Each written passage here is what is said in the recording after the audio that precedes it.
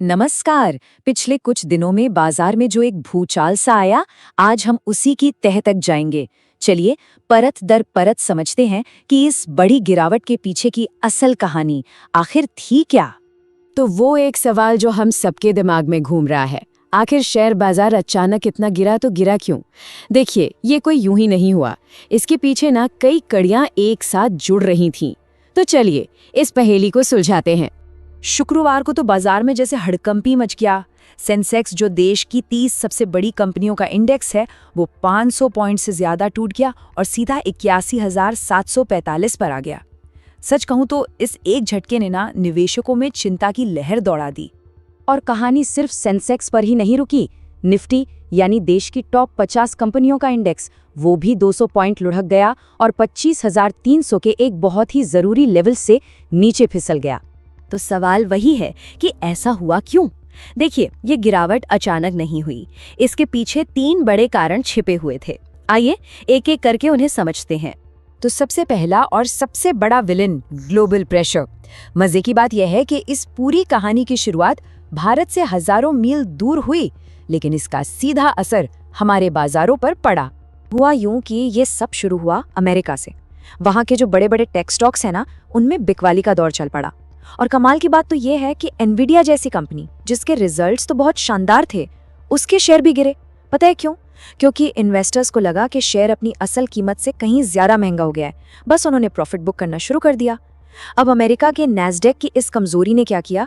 उसने पूरे एशिया के बाजारों को अपनी चपेट में ले लिया। और फिर जब सुबह हमारे भारतीय बाजार खुले तो ये नेगेटिव माहौल पहले से ही छाया हुआ था। चलिए अब आते हैं गिरावट के दूसरे मुजरिम पर, फॉरेन सेलिंग यानी विदेशी निवेशकों की बिकवाली।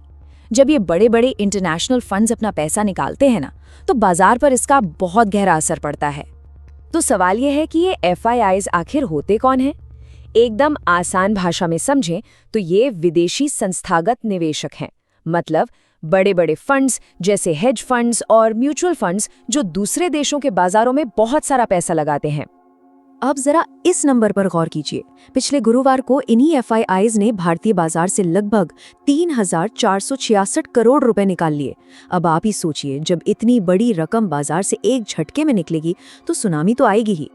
और इसका असर बहुत सीधा होता है। जैसे ही विदेशी पैसा बाहर जाता है, हमारे अपने डोमेस्टिक इन्वेस्टर्स का कॉन्फिडेंस हिल जाता है और मार्केट में वॉलेटिलिटी यानी कि उतार चढ़ाव तेजी से बढ़ जाता है।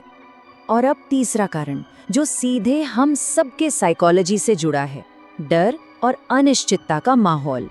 याद रखिए, बाजार सिर्फ नंबरों से नहीं चलता, इमोशन से भी चलता है। इसको मापने का एक टूल है इंडिया विक्स।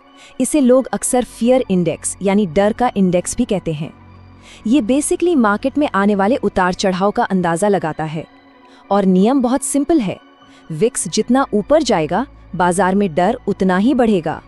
और उस दिन हुआ भी बिल्कुल यही।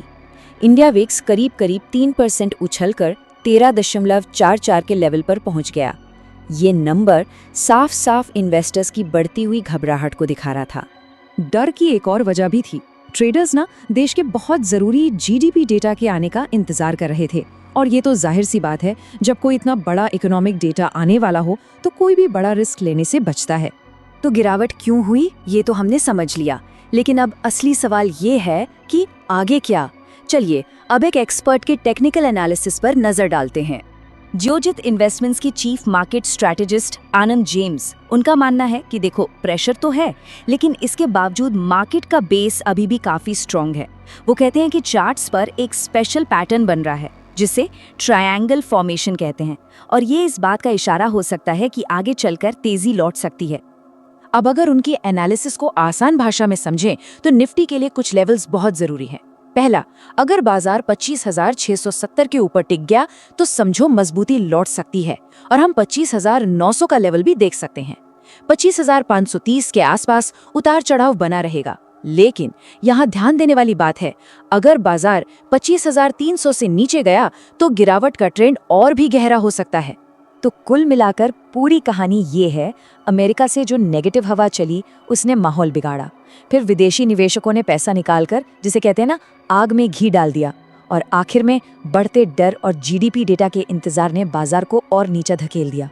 तो आखिर में एक सवाल जो सोचने पर मजबूर करता है, इस उतार चढ़ाव वाले बाजार से असली सीख क्या है? संभलकर चलना यानी सावधानी, या फिर इसी में कोई मौका भी छिपा है? शेयर बाजार में निवेश बाजार के जोखिम के अधीन है।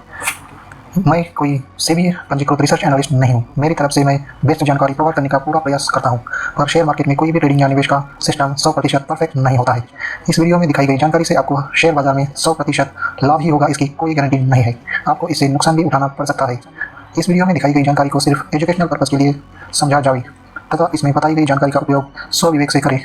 मैं इस वीडियो का निर्माता किसी भी नुकसान के लिए उत्तरदायी नहीं हूँ। Thank you.